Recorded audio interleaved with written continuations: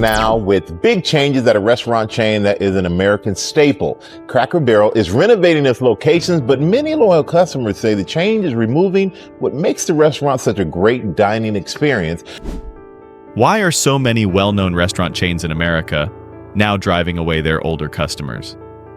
In just 3 years, more than 40% of Americans over 50 have said they no longer want to go to the chains they once trusted. Not because of age, but because those restaurants themselves have changed. Prices skyrocketing, redesigned spaces that feel cold and unfamiliar, smaller portions, more complicated menus, careless service. They call it innovation, but for many it feels like being left behind. This video will show you how 5 restaurant chains that once catered to America's working middle-aged crowd are now quietly turning their backs on them. This is not just about price or service. It is a sign of an America that is changing in ways that do not make everyone feel welcome. Number 1, Cracker Barrel. Have you ever gone back to a familiar place, only to realize you don't recognize it anymore? Cracker Barrel used to be one of those places. It reminded you of breakfast by the fireplace, old antiques hanging on wooden walls, the faint smell of butter biscuits, and the comfort of feeling at home. But now, when you walk in, everything feels different. Different enough that many people ask themselves, is this place still meant for me? The change began quietly with a brand refresh rolled out across the chain. The old logo of an elderly man leaning on a barrel disappeared. A lively emblem full of history and connection was replaced by a flat design that felt cold and emotionless. For many, this was not just about a new logo. It was the first sign that something was drifting off course. The inside no longer feels the same either. Heavy wooden chairs, old tile floors, soft country music in the early morning. All of it now belongs to memory. In its place are bright white lights, bare walls, and cold gray tones. If you once saw this as your favorite stop on a long road trip, you may now feel like you are sitting in a completely different place. More like a showroom than a restaurant. Then came the menu. Familiar dishes like fried chicken, country ham chicken soup, and butter biscuits were slowly replaced with trendier items tailored to modern tastes. Some customers have said that the last time they visited, they had to ask the server what half the menu even meant. That feeling, being lost in a place that once felt like home, is not a pleasant one. Prices have also become an issue. A meal that used to be simple now makes you pause. Not because you cannot afford it, but because you wonder, what am I really paying for? The old Cracker Barrel promise of fair prices and reliable quality seems to be slipping away. These changes have been explained as a way to serve more people, but in the process, a part of their loyal customer base feels left behind. People are not upset because they fear something new. They are upset because what they loved, the very thing that kept them coming back, was pushed aside without warning. The backlash has been loud. On forums and social media, many have shared their disappointment, some even saying they feel betrayed. A few locations have reported a clear drop in returning customers since the changes.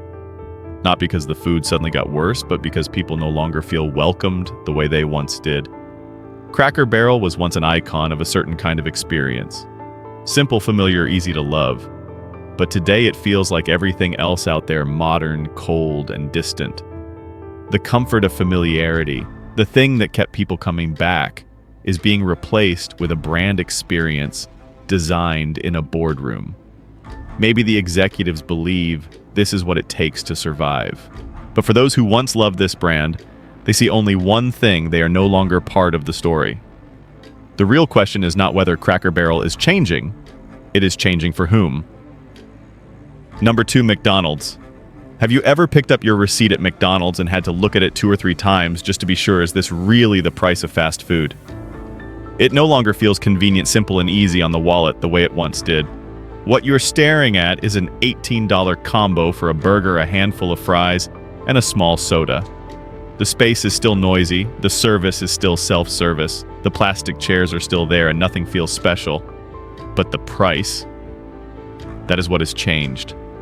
You are not mistaken. McDonald's has been changing, just not in the way many people hoped. This is no longer the fast food chain for the masses. It has become a brand chasing profit optimization, even if that means pushing away the very people who once saw it as a dependable refuge during tough times. Do you remember when a full meal cost only $5? The dollar menu used to be a cultural staple, a symbol of McDonald's accessibility and friendliness. But that menu was quietly buried, replaced with a lineup of so-called value combos that hardly feel like value at all. In some cases, ordering items separately is actually cheaper than the combo, which makes no sense whatsoever. Plenty of people are starting to ask, who is McDonald's serving now? It certainly is not big families nor workers rushing through lunch on a tight budget, nor anyone trying to save a few bucks in this era of skyrocketing prices. On top of that, the new strategy is to push sales through the mobile app. Many deals and discounts only appear if you order through it. But not everyone wants to download another app, create an account, and hand over personal data just to save $1 or $2. McDonald's is slowly turning a once simple, friendly experience into something complicated, impersonal, and cold. Even the way you order has changed. Many locations no longer have cashiers. Instead, you get touchscreens where you order, pay, and wait on your own. It is packaged as modernization, but the price of that modernization is the disappearance of a smile, a "how can I help you?" or just a little warmth between people. Worse still, some locations have begun testing dynamic pricing, the surge pricing once associated with Uber. A burger may cost more or less depending on the time of day. Nobody warns you. You only find out when you see the receipt. For those who once believed McDonald's was the place of simple and predictable, that feeling is gone. This is not just a shift in business model. It is a shift in attitude. It is no longer eat whatever fills you up for cheap. It is accept the new rules or walk away. For many longtime customers, that message could not be clearer. And these changes are not isolated to a few restaurants. They are top-down policies. In recent earnings reports, McDonald's proudly highlighted strong profit growth despite a slight dip in customer traffic.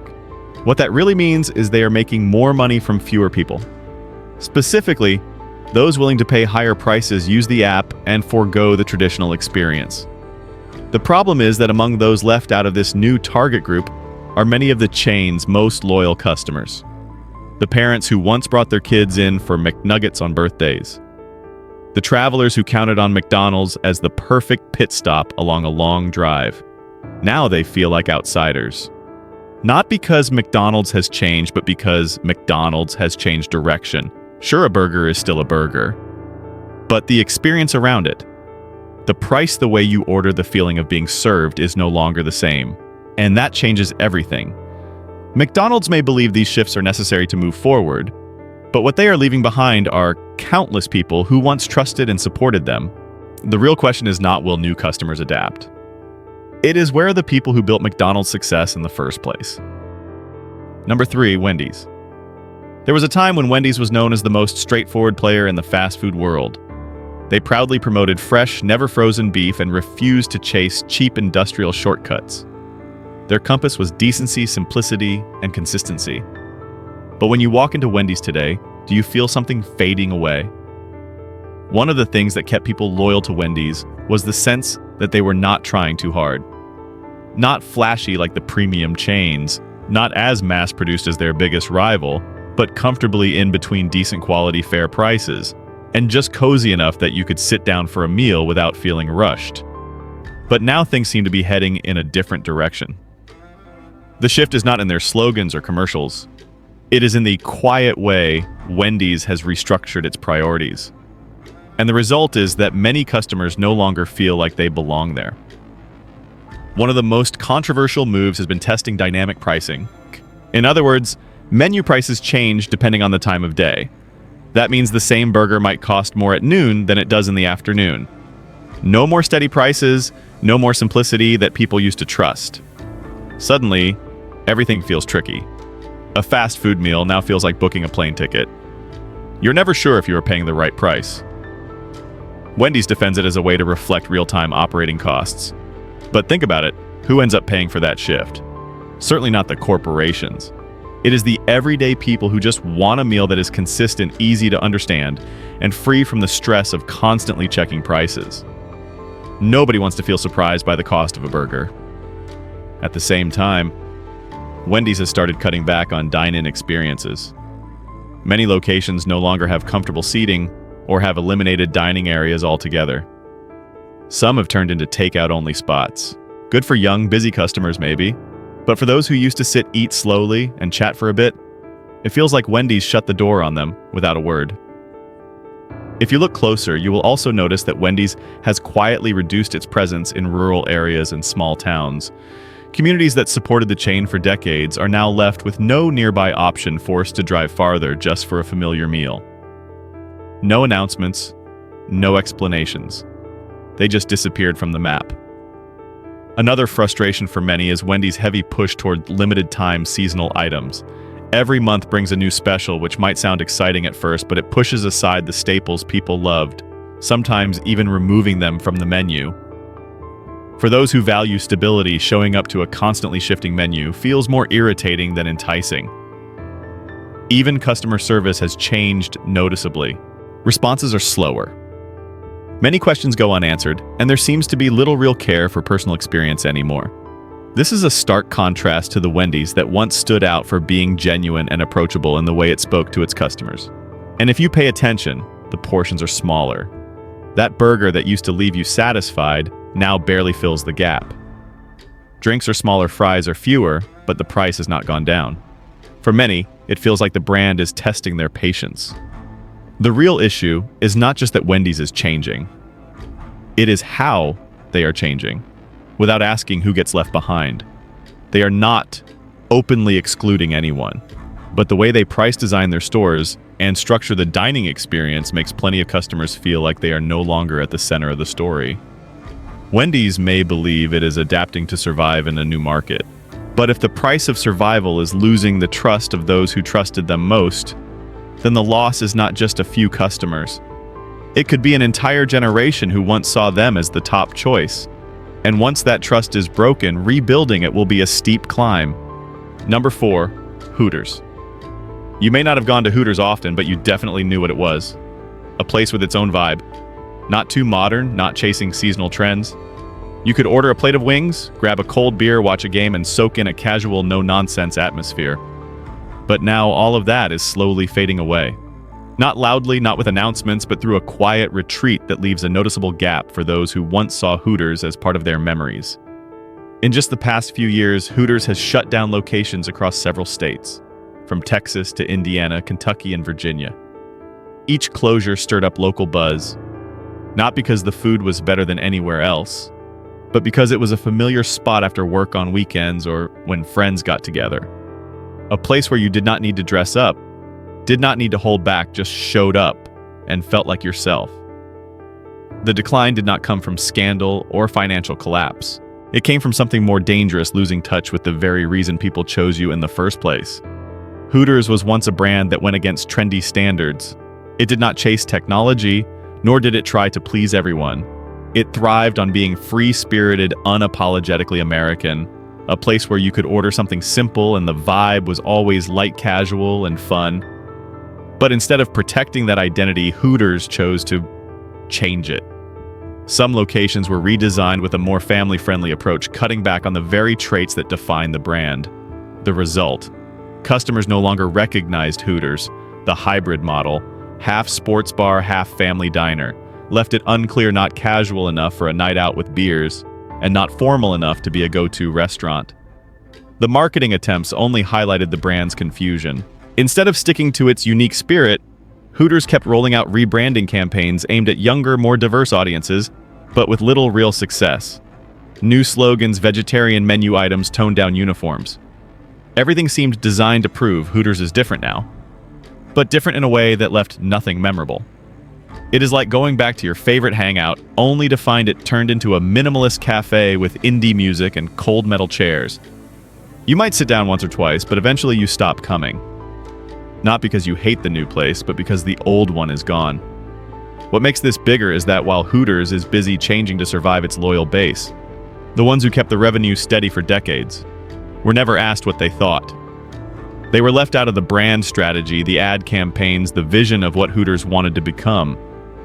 As if years of loyalty were nothing more than an outdated chapter to be quietly closed. The irony is that many people never openly admitted to loving Hooters, yet they kept coming back because it had something others did not: authenticity. No fake elegance, no forced fit. But now the brand itself is trying too hard to please everyone, and in doing so it has lost itself.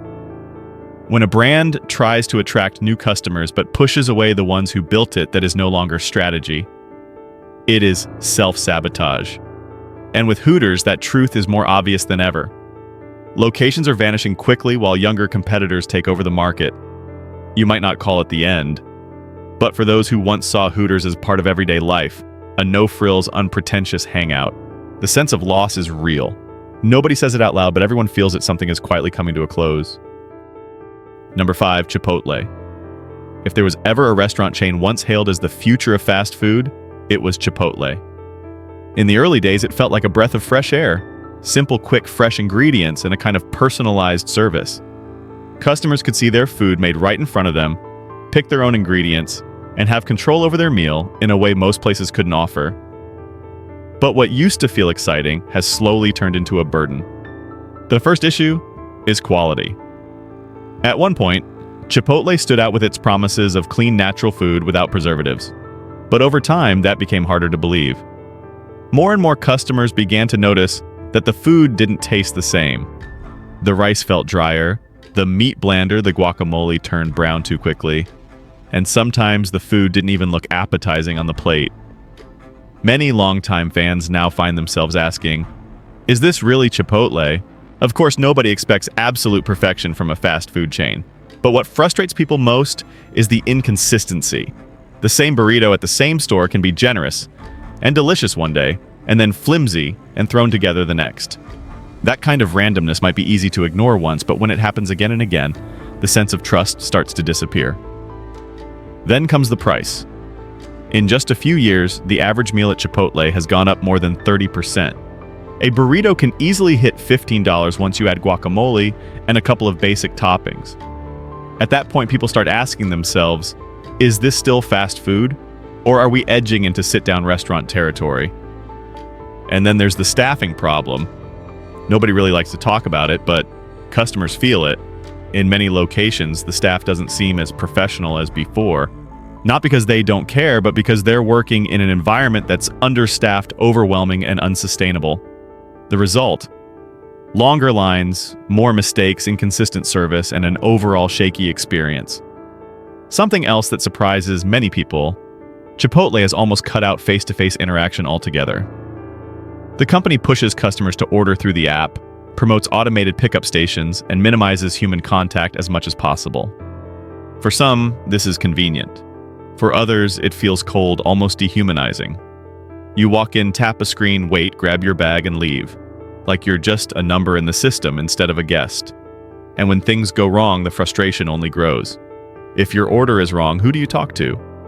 If your food is missing something, who can you complain to? The problem isn't technology. It's a brand choosing automation over connection. More and more, it even feels like Chipotle is shifting toward a completely different customer base. It's no longer just for people who want a quick, simple meal. It's now aimed at the tech-savvy food crowd. The ones who order through apps, pay with digital wallets, and collect loyalty points through QR codes. Everything is streamlined, fast, and efficient, but also strangely impersonal. And while Chipotle is still expanding its footprint, the actual dining experience feels like it's shrinking. Fewer seats, fewer staff, fewer greetings.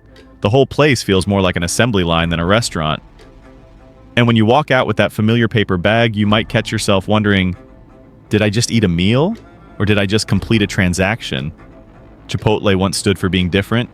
But now, when that difference no longer serves the people who once loved it, the question becomes, how many are still willing to stay?